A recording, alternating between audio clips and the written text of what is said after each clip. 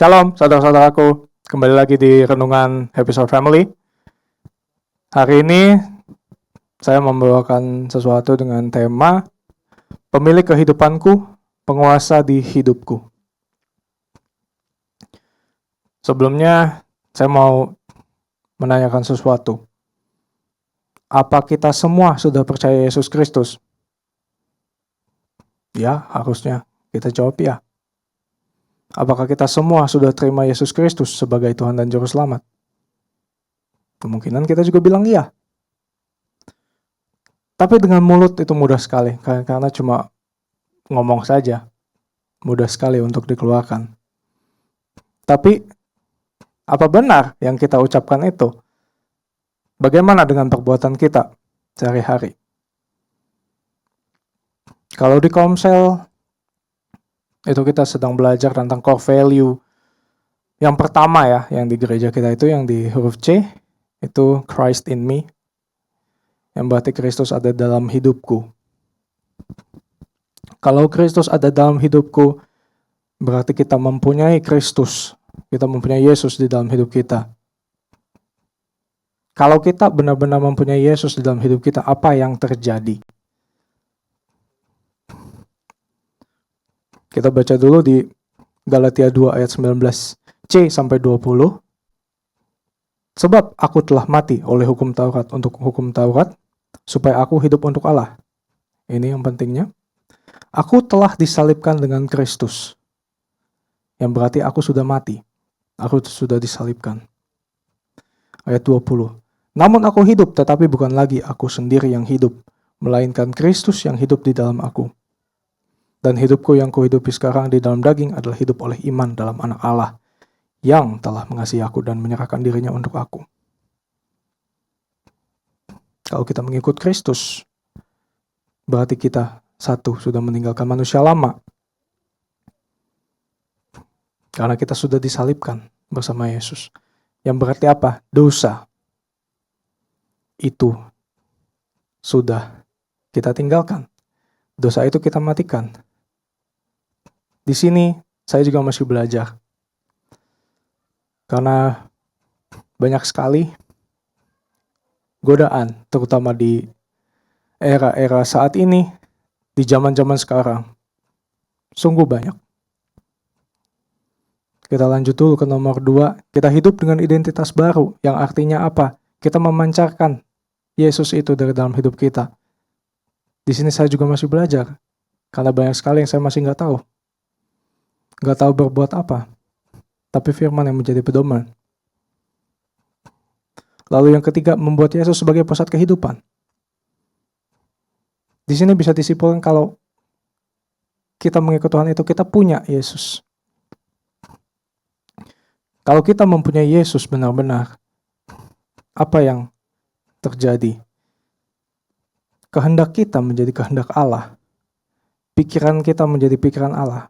Perasaan kita, hati kita, kasih kita, dan juga kesabaran kita adalah kesabaran, hati, kasih. Ya, semuanya punya Allah. Yang tertransfer untuk kita. Kita baca di Roma 6 ayat 11. Demikianlah hendaknya kamu memandangnya, bahwa kamu telah mati bagi dosa, tetapi kamu hidup bagi Allah dalam Kristus Yesus. Apakah udah benar? Di sini saya juga masih belajar. Apakah aku udah benar-benar mati buat dosa? Dan saya hidup di dalam Kristus. Kalau yang hidup itu Kristus yang ada di dalam saya. Karena terutama di saat-saat ini, di zaman-zaman ini, di era digital khususnya, dengan mudahnya teknologi informasi, bukan cuma anak muda, semua bisa merasakan. Dan saya pun juga pernah terkena. Apa saja? Dosa-dosa yang rahasia. Maksudnya apa tuh dosa rahasia? Itu dosa yang kita lakukan saat kita sendiri. Yang kita pikir kalau kita melakukan ini, gak ada orang yang lihat. Contohnya kalau kita sendiri di rumah. Saya hidup sendiri di rumah. Godaannya banyak sekali. Dosa yang ingin dilakukan apa? Dosa melihat sesuatu yang dewasa, ya kan? melihat sesuatu yang gak baik, entah itu dari sosial media atau video atau film atau foto yang dikirim oleh siapapun atau kita lihat sendiri. Saya juga pernah terkena itu. Karena itu gak mudah. Terutama di era digital ini gampang sekali. Benar-benar gampang. Lalu apa? Malas rohani kita. Dan saya juga ngerasain setiap minggu rajin ke gereja, tapi gak dapat apa-apa. Gak pernah berdoa, gak pernah baca firman. Di sini saya juga masih belajar. Saya maksa setiap hari, setidaknya baca dari buku.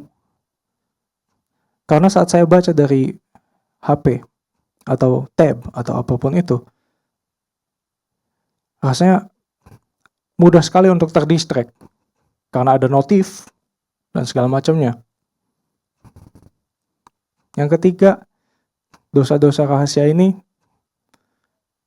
adalah penyembahan berhala, tapi penyembahan berhala modern. Kalau dulu-dulu penyembahan berhala itu patung, tapi sekarang berhala itu bisa aja HP kita sendiri. Kita mentuhankan HP kita. Kita terlalu terpaku. Semuanya harus HP. Komunikasi, game, sosial media, apapun itulah. Saya juga ngerasain, karena saya juga pernah merasakan rasanya terikat dengan game itu seperti apa.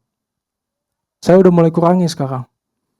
Kalau dulu screen time HP saya atau komputer saya itu bisa mencapai di atas 12 jam per hari, bisa aja sampai begadang. Tapi sekarang itu saya udah mulai kurangi, itu udah turun drastis. Saya main game paling sehari 2 jam sekarang. Atau 1 jam. Atau bahkan gak main sama sekali. Tergantung.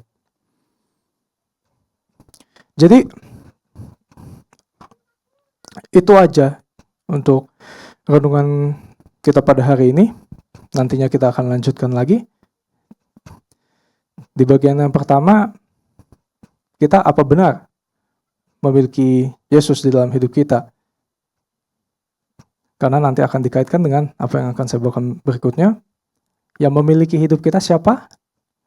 Yang menguasai hidup kita siapa? Yesus bukan?